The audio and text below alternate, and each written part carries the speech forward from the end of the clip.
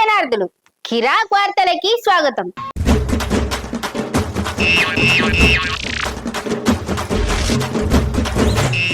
ఇగో నుల్లా రోజు లెక్కనే ఆ వార్తలు ఈ వార్తలు అక్కడ ముచ్చట్లు ఇక్కడ ముచ్చట్లు అన్ని పట్టుకొని వచ్చిన. ఇగో మనం వార్త ముచ్చట్లు చెప్పుకునే ముందుగాల పెద్ద అర్థలు ఏదో చూసుకుందాం. ప్రభుత్వాన్ని కూలగొట్టాలని వ్యాపారులంతా బీఆర్ఎస్ ఎమ్మెల్యేలకు పైసలు ఇస్తున్నారట. అంబేద్కర్ జయంతి నాడే అంబేద్కర్ కి గింత అవమానమా? ఎస్ఆర్హెచ్ కు కొత్త ప్లేయరు స్పాట్స్ చూసినారా? గీ రైతుల కన్నీటి దృశ్యాలే ప్రభుత్వ నిర్లక్ష్యానికి ప్రత్యక్ష సాక్ష్యం అన్న హరీష్ రావు. రక్తంతో రాజ్యాంగ నిర్మాత చిత్రం వీరాభిమానట అంబేద్కర్ కి. ప్రపంచంలోనే క్రేజియెస్ట్ సిటీ, దీని ప్రత్యేకతలు మీకెరిగేనా? అబ్బా గీ చెడగొట్టు వానలు చల్లగుండా ఉత్తగా రైతుల ఉసురు పోసుకుంటాంది. ఇక మొన్న మధ్యలో చెడగొట్టు వానలు కొట్టినాయి కదా, ఇక 15 ఎకరాల పొలమేసిల్లట ఖమ్మం జిల్లా కాడ ఓ దంపతులు. ఇక ఆలుమోగల దుఃఖము అబ్బా వర్ణనాతీతముల్లా. ఆ చెడగొట్టు వానలకి వడ్లన్నీ తడిచినాయి. కేంద్రం కాడికి పట్టుకపోతే వాళ్ళేమో తీసుకుంటలేరట. 20 రోజుల సంది వెయిట్ చేస్తున్నారట. అయినా కూడా సర్కారు పట్టించుకుంటేనే లేరట. అయినా ఇది ఎంతవరకు న్యాయం చెప్పుల్లి?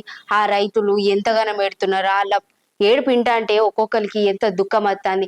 హరీష్ రావు అన్న కూడా ట్వీట్ చేసినాడు ట్విట్టర్లా, సర్కారు వాళ్ళు ఇప్పటికన్నా పట్టించుకోవాలి, రైతులు చచ్చిపోయేటట్టున్నారు అని. అబ్బా ఈ ఆలుమోగల ఏడుపు చూస్తా అంటే అందరికీ దుఃఖం రావట్టింది. ఖమ్మం జిల్లాకు చెందిన ఈ రైతు దంపతులు రామయ్య చంద్రకళ, వీళ్ళ ఆవేదన చూస్తుంటే కడుపు తరుక్కపోతుందని బీఆర్ఎస్ ఎమ్మెల్యే హరీష్ రావు కూడా అన్నాడు. సాగునీరు కరెంటు కష్టాలను ఎదుర్కొని వీళ్ళు 18 ఎకరాలలో కౌలు భూమిలో వరి సాగు చేసినారు.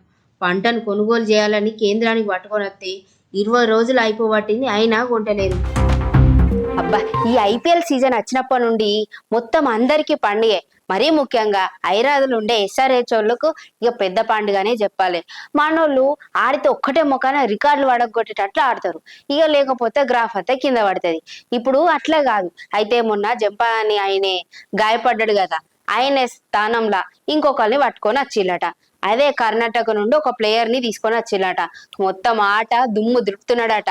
ఏం తక్కువ 30 లక్షలు పెట్టి తీసుకొని వచ్చిరట ఆ ప్లేయర్ ని. ఇక ఆయన గొప్పతనం నేను చెప్పలేను గాని మంచిగానే ఆడతారు అన్న నమ్మకం అయితే ఐపీఎల్ యాజమాన్యాన్ని అందరికీ ఉన్నదట. ఇక ఏమైతే ఏంటి, మనోళ్ళు ముందుగా లత్తే మనకు అదే చాలు కదా. ఎస్ఆర్హెచ్ కి కొత్త ప్లేయర్ వచ్చిండ్రోయ్. గాయపడ్డ జంపా స్థానంలో ఎస్ఆర్హెచ్ యాజమాన్యం అట కర్ణాటక బ్యాటర్ స్మరణ్ రవిచంద్రను రీప్లేస్మెంట్ గా తీసుకున్నారట. ఈ 21 ఏళ్ల బ్యాటరు 2024-25 డొమెస్టిక్ సీజన్ కర్ణాటక తరపున ఆడిండట. సీకే నాయుడు ట్రోఫీలా 829 రన్స్ చేసి అందరి దృష్టిని ఆకర్షించుకున్నాడు. అయితే విజయ్ హజారే ట్రోఫీలా 7 ఇన్నింగ్లతోని 433 రన్స్ చేసినాడు. ఇంట్లో 2 సెంచరీలు కూడా ఉన్నాయి. యావరేజ్ గా 72 కావడమే ఇంట్లో విశేషం. అయితే ఈయన ఎస్ఆర్హెచ్ టీం వాళ్ళు 30 లక్షల బేస్ ప్రైజ్ తో తీసుకున్నారట. ఇగోనుల్లా మనకు ఏ మనుషాన్ని ఇష్టం ఉన్నారు అనుకో, ఏం చేస్తాం? ఇప్పుడు లీడర్లో నాయకులో వాళ్ళో వీళ్ళో అయితే వాళ్ళ స్టాచ్యూల దగ్గరకు పోతాం, లేకపోతే వాళ్ళ కడిగి పోతాం. ఏం చేస్తాం? దండలు ఎత్తాం, వాళ్ళని కలుపుతాం, ఏదో ఒకటి చేస్తాం. కాకపోతే చచ్చిపోయిన వాళ్ళని ఎట్లా కలుపుతాం? గట్లనే పెద్ద పెద్ద నాయకులు అయితే స్టాచ్యూల దగ్గరికి పోతాం, నివాళులు అర్పించుకొని వస్తాం. కానీ ఈ మనిషి అట్లా కాదుల్లా, స్వయాన ఆయన రక్తం తీసి ఆయన బొమ్మ గీసి ప్రచురించుకుంటున్నాడు. ఎంత ఇష్టమో ఏం కథనో గాని ఏకంగా రక్తాన్ని తీసి గట్ల బొమ్మ గీస్తే మాత్రం ఆశ్చర్యం కాదా చెప్పులే. ఇక నిన్న అంబేద్కర్ జయంతి కదా, అంబేద్కర్ సార్ అంటే ఇష్టమట ఈ మాణిక్యరావుకి. అందుకే ఆయన రక్తం తీసి ఆ రక్తంతో బొమ్మ గీసిండు. ఏం తక్కువ 2 గంటలు పట్టిందట. చూడులు ఏమంటున్నాడు. అంబేద్కర్ సార్ పైన ఈయన ప్రేమ మామూలుగా లేదు కదా. రాజ్యాంగ నిర్మాత డాక్టర్ బిఆర్ అంబేద్కర్ పైన అభిమానాన్ని ఆయన పుట్టినరోజు నాడు ఓ వ్యక్తి వినూత్నంగా చాటుకున్నాడు. అయితే నంద్యాలకు చెందిన మాణిక్యరావు ఆయన ఈయన బ్యాంక్ ఉద్యోగట. రక్తంతోని బాబాసాహెబ్ చిత్రం పేపర్ మీద గీసినాడు. చిన్నప్పటి సంధి అంబేద్కర్ అంటే చాలా ఇష్టమట. బడుగు బలహీన వర్గాల కోసం ఆయన బగ్గ కృషి చేసినాడు అని చెప్పబట్టిండు మాణిక్యరావు. అయితే ఈ చిత్రం గీసేందుకట ఆయనకు 2 గంటల సమయం పట్టిందట. ఇగో గీ ముచ్చట మీకు ఎరికే నానులా, మన తెలంగాణలోనట కాంగ్రెస్ గ్రాఫ్ పడిపోయిందట. వ్యాపారవేత్తలు, బిల్డర్లు, వాళ్ళు వీళ్ళందరూ బీఆర్ఎస్ ఎమ్మెల్యేలకు వాళ్ళకి వీళ్ళకి పైసలు ఇచ్చి ప్రభుత్వాన్ని కూలగొట్టులి అని చెప్తాలట. ఇది నేనేడానబడితిని. దుబ్బాక ఎమ్మెల్యే కొత్త ప్రభాకర్ రెడ్డి సారు స్వయాన ఆయన నోటితోనే చెప్పినాడు. ఏమన్నాడు ఎరికేనా? వాళ్ళకి పైసలు ఇచ్చి మరి ప్రభుత్వాన్ని కూలగొట్టులి అని పురమాయిస్తున్నారట. మేము అట్లా ఏతలేం గాని ఇప్పటికిప్పుడు ఎలక్షన్లు పెడితే మేమే అత్తం, ఖచ్చితంగా బీఆర్ఎస్ ప్రభుత్వమే వస్తది అని చెప్పబట్టిండు. ఎంత నిక్కచ్చిగా చెప్తున్నాడో ఈనుల్లి. వామ్మో, దుబ్బాక ఎమ్మెల్యే జోరు మీదనే మాట్లాడుతున్నాడు కదా. రాష్ట్రంలో కాంగ్రెస్ పాలనతోని విసుకెత్తిలట బిల్డర్లు, వ్యాపారవేత్తలు. ప్రభుత్వాన్ని కూలగొట్టాలని వాళ్ళకే చెప్తున్నారట. ఈ దుబ్బాక బీఆర్ఎస్ ఎమ్మెల్యే కొత్త ప్రభాకర్ రెడ్డి గిట్ల సంచలన వాక్యాలు అనబట్టిండు. ఇందుకు వాళ్ళు డబ్బులు కూడా ఆఫర్ చేస్తున్నారట. రాష్ట్రంలో కాంగ్రెస్ గ్రాఫ్ పడిపోయిందట. ఆ పార్టీ పాలనతోని అన్ని వర్గాలు విసిగిపోయినాయట. ఈసారి వచ్చేది ఖచ్చితంగా బీఆర్ఎస్ ప్రభుత్వమే అని బల్లగుద్ది చెప్పబట్టిండు. మరి ఈయన మాటలు ఎంతవరకు నిజమైతుందో తెలియదు కానీ మొత్తం బల్లగుద్ది చెప్పబట్టిండు కదా. అబ్బా, రోజు రోజుకి పోరగాళ్ళు గిట్ల తయారైతలేంది. అసలు రాజకీయ నాయకులన్నా ఇటు పోతే పెద్ద పెద్ద లీడర్లన్నా భయం భక్తి లేకుండా పోతుంది. ఆయన ఇంట్లో అమ్మ నాన్నలనే పట్టించుకుంటలేని రోజులు గివి. ఇక లీడర్లనే పట్టించుకుంటారు. ఆయన కూడా మన రాజ్యాంగం రాసిన అంబేద్కర్ సార్ అంటే అందరికి ఎంత గౌరవం చెప్పుల్లి. ఆయన స్టేజ్ అట్లాంటిది, ఆయన ఏజ్ అట్లాంటిది. మనం మర్యాద ఇయ్యాలనా లేదా? కాకపోతే గీ అన్నవరంలా గీడ చెప్పుల దండేసినారట. నిన్ననేమో అంబేద్కర్ జయంతినాయే. ఆయన పుట్టినరోజు నాడు అందరు రాష్ట్రం అంతా ఎంత మంచిగా సంబరాలు జరుపుకున్నారు. కాకపోతే గీడ చెప్పుల దండేసిలట. గిదేమన్నా న్యాయమా? చెప్పులులా గట్ల చెప్పుల దండేస్తారా? ఈ వర్గాల పోరు అది ఇది బగ్గనే ఎక్కువైతాంది. నిన్న అంబేద్కర్ జయంతి అని రాష్ట్రంలో అన్ని వర్గాల సంబరాలు చేసుకున్నాడు. ఇక రాజ్యాంగం రాసిండన్న రెస్పెక్టు అందరికి ఉన్నదాయే.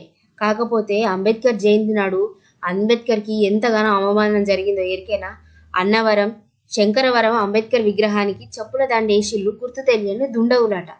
దర్యాప్తు చేసి నిందితులను కఠినంగా శిక్షించాలి అని ఆందోళన చేయబట్టారు దగ్గరున్న స్థానికులు. అయినా కూడా అంబేద్కర్ని ఎంతమంది దేవుళ్ళు లెక్క కొలుస్తారు. ఇక చెప్పుల దండేసుడేంది? ఇక ఈ వర్గాల పోరేందో ఈ కథ ఏందో కానీ పెద్ద పెద్ద నాయకులు, లీడర్లన్నా మర్యాదే లేకుండా పోతుంది జనాలకి. ఆయనకి ఇట్లా చేసుడు ఎంతవరకు కరెక్టో మీరో చెప్పుడు.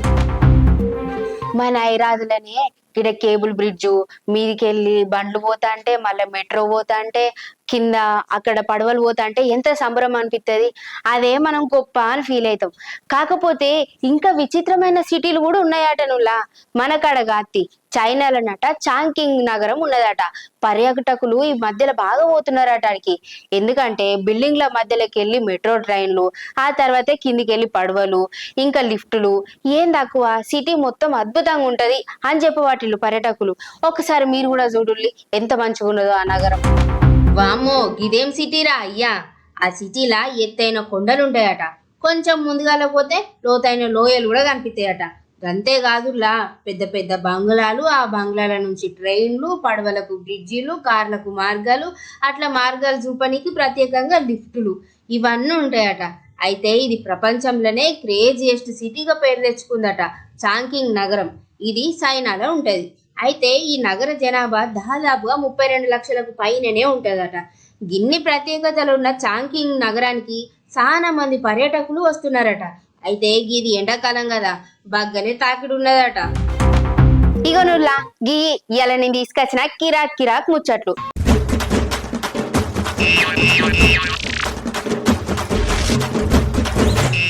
రోజు గిట్లనే మంచి మంచి వార్తలు పట్టుకొని వస్తా. అప్పటిదాకా ఉంటాం మళ్ళా పైలం. షేర్ చేయండి, లైక్ చేయండి, సబ్స్క్రైబ్ చేయండి. మరిన్ని వీడియోల కోసం బెల్ సింబల్ పై క్లిక్ చేయండి.